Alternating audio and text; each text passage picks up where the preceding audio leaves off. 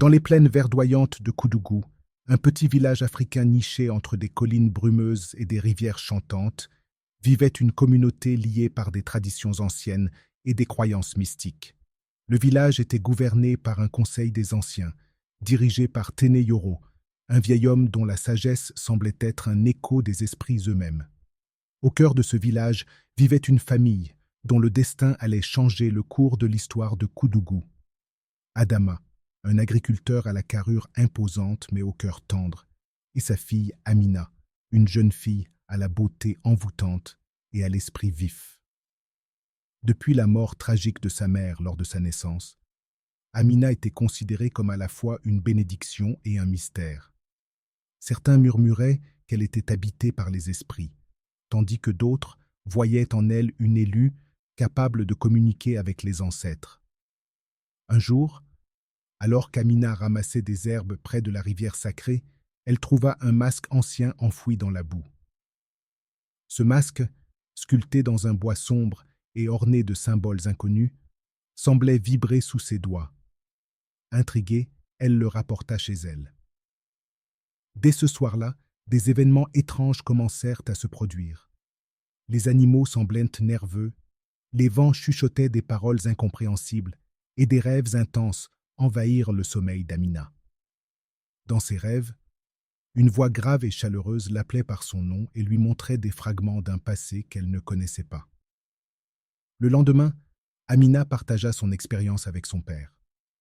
Adama, bien que sceptique, décida de consulter Téné Yoro. Le vieil homme, après avoir examiné le masque, devint blême. Ce masque appartient à l'esprit gardien du village, Théo. Il avait disparu depuis des générations. Son retour pourrait signifier une bénédiction ou un avertissement.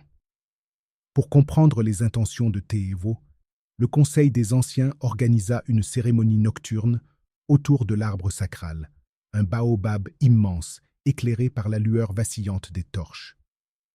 Pendant le rituel, Amina fut en transe et se mit à parler dans une langue ancienne que personne ne comprenait, sauf Téné Yoro.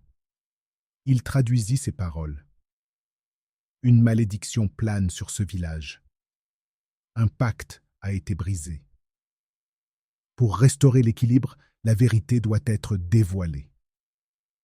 Les jours suivants furent marqués par une tension croissante. Les habitants, poussés par la peur et les superstitions, commencèrent à se méfier d'Amina. Certains l'accusèrent d'être une sorcière, tandis que d'autres la considéraient comme une sauveuse. Mais Amina, guidée par ses visions, découvrit un secret enfoui dans l'histoire de Koudougou.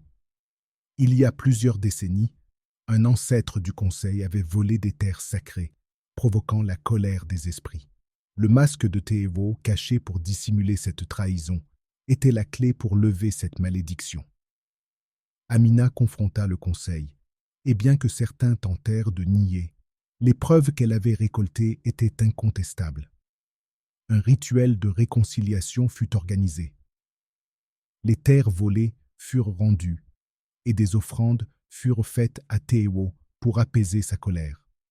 Le village retrouva peu à peu sa sérénité.